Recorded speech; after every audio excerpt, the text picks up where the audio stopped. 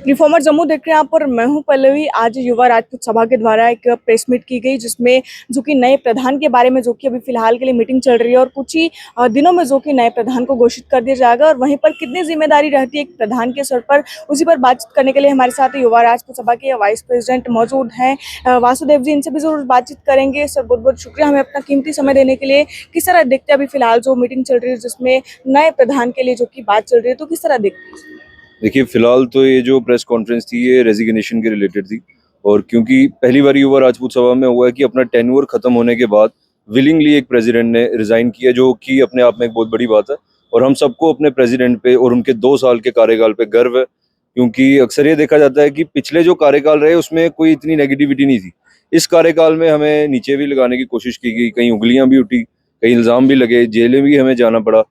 मगर उसके बावजूद इन सारे दबाव से लड़कर जिस तरीके से हमारे प्रेसिडेंट विक्रमजीत जी और उनकी स्टेट बॉडी उठ के ऊपर उभर के आई है, तो मैं समझता हूँ this was the best tenure since the establishment of युवा राजपूत सभा। और मैं मुबारकबाद देता हूँ अपने प्रेसिडेंट साहब को, सारी स्टेट बॉडी को।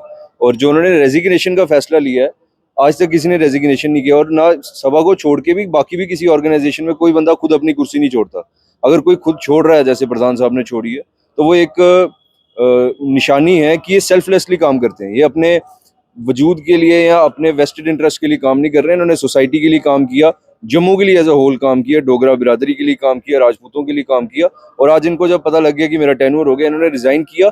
और एक और बहुत अच्छी बात यह है कि बाकी युवाओं को मौका मिला। सर आप भी प्रेसिडेंट रह चुके हैं, तो कितना एक प्रेसिडेंट के सिर पर बोझ होता है, कितनी जिम्मेदारियां होती हैं बाकी सब चीजों को लेकर? देखिए, जिम्मेदारियां तो होती हैं जब खासकर आप एक बिरादरी को रिप्रेजेंट कर रहे हो। तो बिरादरी यानी कि एक परिवार, और परिवार में हर कोई आप पे उंगली उठा सकता है, हर कोई आपका साथ दे सकता है। तो ऐसे दबाव में काम करना कई बार मुश्किल हो जाता है। बट आई एम ग्लैड कि हमारी टीम, हमारी कोर कमेटी हमें गाइड करती रहती है कि कैसे चीज़ों को टैकल करना है। और स्टेट बॉडी के जितने भी हमारे नौजवान हैं, खासकर जो जम्मू प्रोविंस के जितने डोगरा लड़के हमारे साथ जुड़े हैं, सब में दम है, सब अपनी आवाज़ उठाना जानते हैं, सब इकट्ठा होना जानते हैं। मीडिया के माध्यम से कई बार लोगों ने देखा होगा, एक कॉल पे या एक दिन के अंदर ही पूरा पुल बंद करना कोई आसान बात नहीं है। फिर भी युवा राजपूत सभा करती रही है।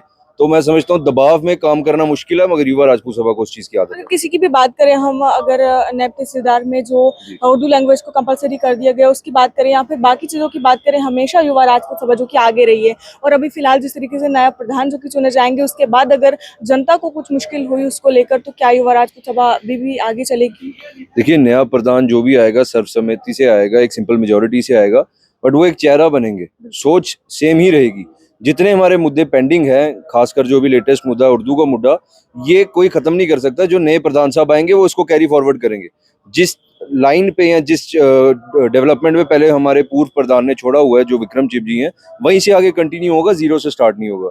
तो मैं दर्शकों को और खास करके जम्मू के लोगों को ये बताना चाहता हूँ कि युवा राजपूत सभा जिस तरीके से पहले कमिटेड थी काम करने के लिए, आज भी वैसे ही कमिटेड रहेगी।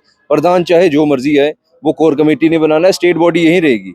वासुदेव सिंह और बाकी लोग आपको इसी स्टेट बॉडी में मिलेंगे और जम्मू की आवाज हमेशा उठाते सर रहेंगे। एक और चीज है, जब स्वांसना में टोल प्लाजा का काम लगा था, युवा राजपूत सभा सबसे पहले वहां पर गई थी, प्रदर्शन भी किया था। और एक बार फिर से जो कि नगरोटा में टोल प्लाजा जो कि बनने की बात चल रही है, जहां पर बताया जा रहा है कि 1 तारीख से टोल कटना शुरू भी हो जाएगा। वहां के जो लोग भी परेशान हैं कि हम टोल क्यों दें, क्योंकि रोज आना जाना करेंगे तो कितनी बार ही टोल कटाएंगे। तो युवा राजपूत किस तरीके से सुधी? देखिए, युवा राजपूत सभा तो इस पे एक्शन लेगी। हमारी अभी डिस्कशन चल रही है इस चीज़ पे।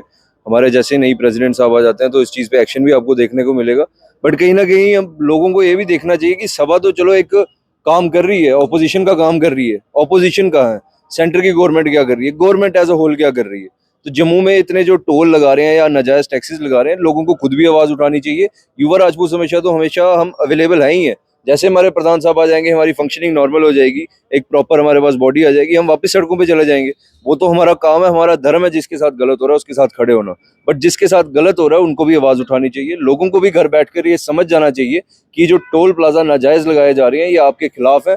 आपकी जेबों से पैसा निकाल के सरकार में दिया जा रहा है, और ये भी सरकार में नहीं जा रहा है, कुछ वेस्टेड लोगों के पास जा रहा है, जो एक इंडिविजुअल्स हैं, उनकी जेबें भरी जा रही ये बिल्कुल नाजायज है, क्योंकि स्वांजना में और नगरोटा में बिल्कुल कुछ किलोमीटर्स की दूरी पे ये दूसरा टोल जो कि बनाया जा रहा है, तो वो 2 बार किस तरीके से कोई टोल देकर निकलेगा? है। देखिए, जो क्राइटेरिया होता है, कंडीशन होती है, it is about 60 to 65 kilometres. और इतना डिस्टेंस है नहीं उन दोनों के बीच में। जो पिछला टोल हमने हटवाया है, वहां पे भी यही चीज थी कि 60 से 65 किलोमीटर के दायरे में 2 टोल ये लगा रहे थे। सेम चीज ये दोबारा कर रहे हैं। तो मैं समझता हूँ हमारे लोगों को, हमारी ऑर्गेनाइजेशन को और बाकियों को भी, चाहे वो वकीलों की बार काउंसिल हो, चाहे वो चैम्बर ऑफ कॉमर्स हो, सबको इकट्ठा होके, सिविल सोसाइटी को इकट्ठा होके एक बारी गवर्नमेंट को याद दिलाना पड़ेगा कि 60 किलोमीटर को नापा जाए तो कितना होता है। फिलहाल किन किन चीजों को, किन किन मुद्दों को लेकर युवा राजपूत सभा आगे बढ़ेगी और क्या मैसेज रहेगा व्यूअर्स के लिए? देखिए, पहला तो हमारा प्राइम मुद्दा है उर्दू का, क्योंकि वो ना तो सिर्फ हमारे युवाओं के साथ गलत है, बल्कि हमारी आइडेंटिटी के ऊपर भी एक सवालिया निशान है।